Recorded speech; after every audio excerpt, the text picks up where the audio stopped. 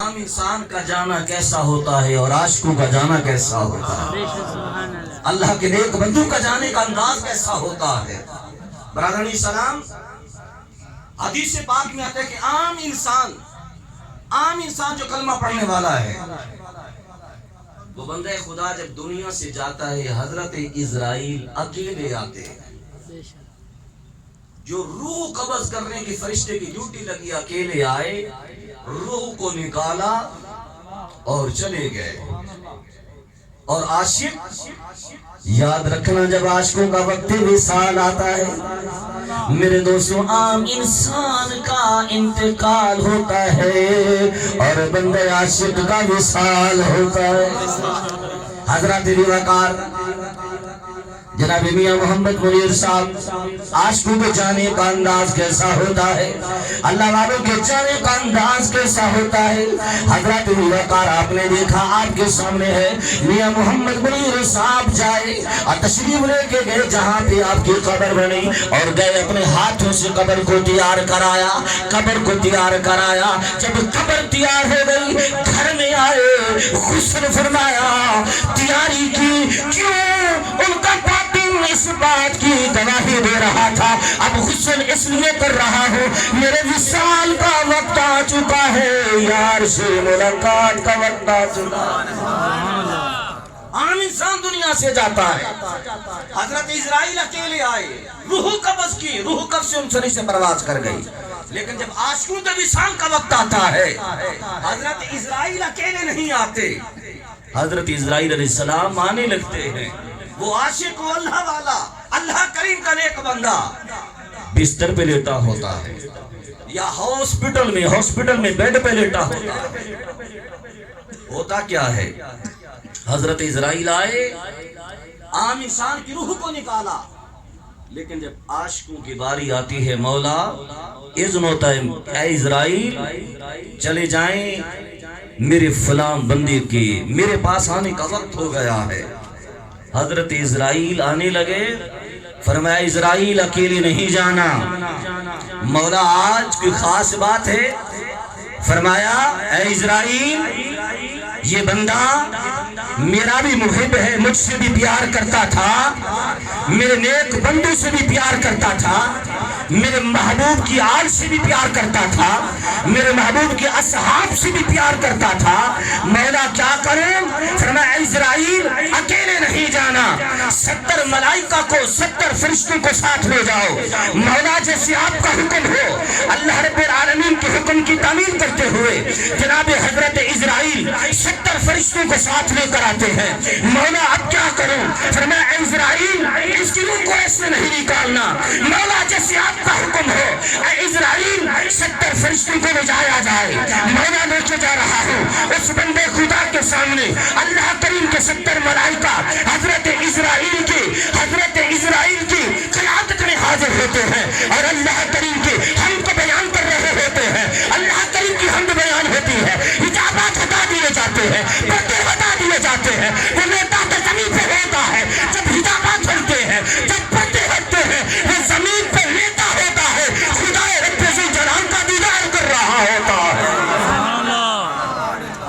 محبت سے کہہ دیجئے، خدا رب ذوالجلال کا دیدار کر رہا ہوتا ہے۔ یہ حدیث پاک میں ہے، خدا رب ذوالجلال کا جب دیدار کر رہا ہوتا ہے، حکم ہوتا ہے میرے پیارے اسرائیل کہ میرا عاشق ہے، میرے یار کا عاشق ہے، اب حجابات میں نے ہٹا دیے ہیں، اب یہ میری انوار و تجلیات کا مشاہدہ کر رہا ہے، اے اسرائیل اب اس کی روح کو آرام سے نکال لیا جائے، پیار سے نکال لیا جائے۔ اب غور فرمائیے گا، بات یہاں ختم نہیں ہوتی، پھر اس روح کو حضرت اسرائیل علیہ السلام فرشتوں کے ساتھ آسمان کی بلندیوں کی طرف جاتے ہیں، اس روح کو ساتھ لے کے جاتے ہیں، پھر اس روح کا 500 ملائکہ اس عاشق ربانی کی روح کا استقبال کرتے ہیں۔ محبت سے کہہ دیجئے، استقبال کرتے ہیں۔ جب استقبال کرتے ہیں، وہ کریم رب اپنا کرم فرماتا ہے، اس روح کو اپنا قرب عطا فرماتا ہے۔ تقاضۂ بشر و بشریت، اگر کوئی غلطی ہو گئی، کوئی کوتاہی ہو گئی، اگر دنیا کے اندر رہتے ہوئے باتقاضۂ بشر و بشریت اگر کوئی صغیرہ گناہ ہوئے، وہ کریم رب کرم فرماتا ہے، اپنے کرم کی تجلیاں اس روح پہ ڈالتا ہے، اس روح کو پھر اجلا کر دیا جاتا ہے۔ جب وہ روح اجلی ہوتی ہے، ادھر لوگ قبرستان کی طرف چلتے ہیں، لوگ جنازگاہ کی طرف چلتے ہیں۔ جب وہ روح اجلی ہو جاتی ہے، جب وہ روح پاکیزہ ہو جاتی ہے، جب وہ روح منزہ ہو جاتی ہے گناہوں سے، عزیزان گرامی جب اجلی ہو جاتی ہے، پھر اس بندے کو قبرستان کی طرف لے جایا جاتا ہے۔ جب قبرستان کی طرف لے جایا جاتا ہے، حکم ہوتا ہے میرے اس بندے کی روح کو لوٹا دیا جائے۔ مولا کس لیے؟ کہ میں یہ مجھ سے پیار کرتا تھا، میرے یار سے پیار کرتا تھا، میرے محبوب سے پیار کرتا تھا، میں یہ چاہتا ہوں اب یہ روح گناہوں سے پاک ہو چکی ہے، میں یہ چاہتا ہوں میرے یار سے پیار کرتا تھا، اب یہ گناہوں سے پاک ہو چکا ہے، تو اب میرے رخ یار کو یہ دیکھ لے، میرے یار کے رخ زیبا کو دیکھ لے۔ ذہنوں میں خیال آئے گا، آخری بات ذہنوں میں خیال آئے گا، اس کی کوئی مثال دنیا میں بھی ملتی ہے؟